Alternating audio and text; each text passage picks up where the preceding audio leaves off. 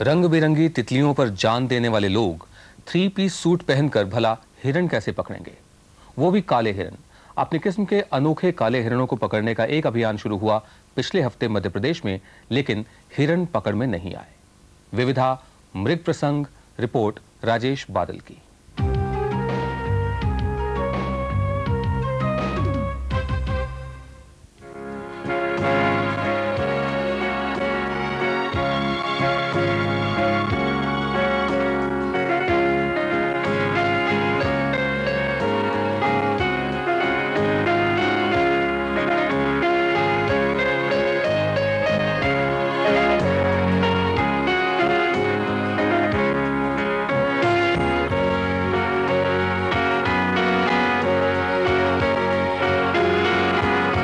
परख के पिछले संस्करणों में हम वन्य जीवन से संबंधित रिपोर्ट दिखाते रहे हैं और इन्हें फिल्माना एक चुनौतीपूर्ण कार्य है। मध्य प्रदेश के शिवपुरी राष्ट्रीय उद्यान में जब हम काले हिरणों पर रिपोर्ट करने गए तो परख टीम को ऐसी ही मुश्किलें पेश आईं।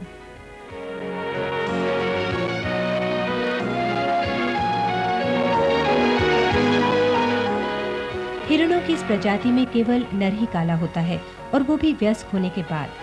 इसके पहले वो मादा हिरणों की तरह भूरे और सुनहरे रंग का होता है।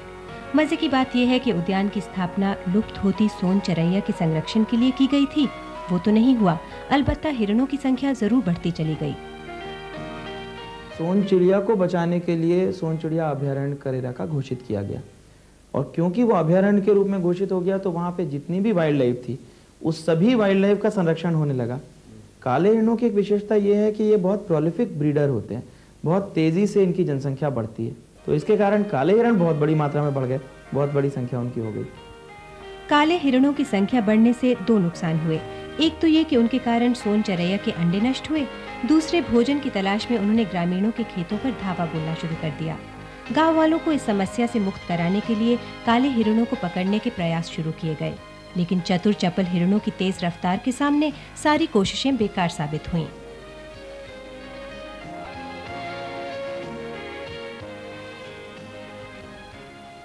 कि रात में जी किसानों का नुकसान बहुत ज़्यादा करते हैं।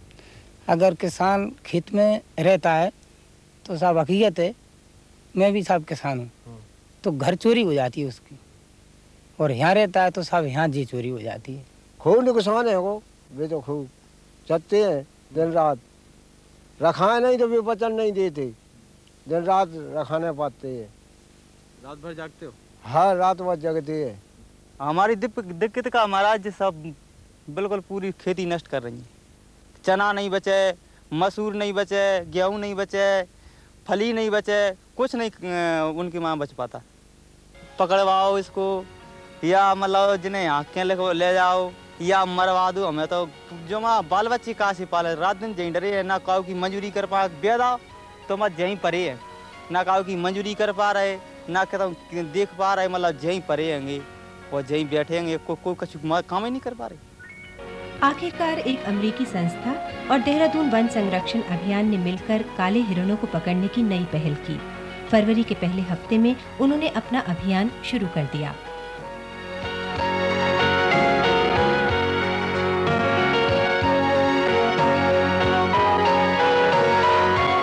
योजना के तहत 50 हिरणों को पकड़कर माधवन अभयारण्य में विस्थापित किया जाना था, लेकिन 15 लाख रुपए खर्च होने के बावजूद एक भी हिरण नहीं पकड़ा जा सका।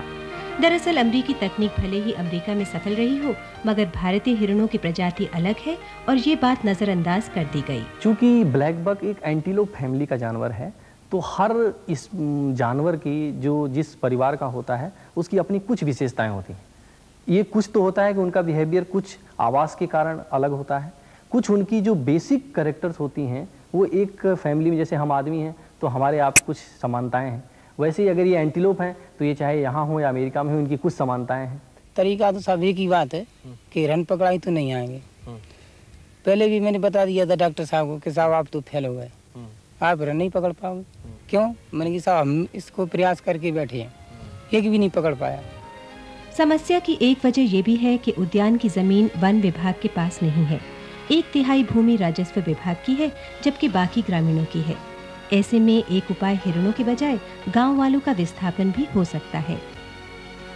निजी ज़मीन जो अभयारण्य क्षेत्र में आ रही है, तो ऐसे लोगों की ज़मीन एक्वायर करके उनको वन विभाग में सरकारी नौकरियां दिया जाएं और पर्याप्त मुआवजा भी दिया जाए, तो लोग आसानी से अपनी ज़मीन छोड़ने के लिए तैयार हो जाएंगे, क्योंकि खेती से ज़्यादा उन्हें नौकरी में लाभ दिखाई देता है।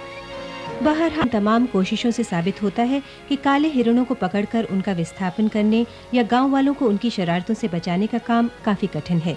इसके लिए फौरी और अधकचरी नहीं, बल्कि बहुत ही सोच समझकर दीर्घकालिक योजना बनाने की जरूरत है। क्या संबंधित अधिकारी इस जरूरत को समझेंगे?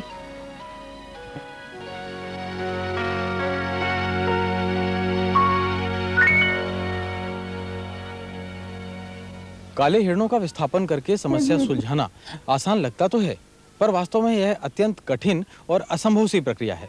पर चूंकि यह समस्या हमारे द्वारा पैदा की गई है, इसलिए समाधान का संकेत सिर्फ इसी बात में है कि हमें विकास संबंधी अवधारणाओं और प्राथमिकताओं पर पुनर्विचार करना चाहिए।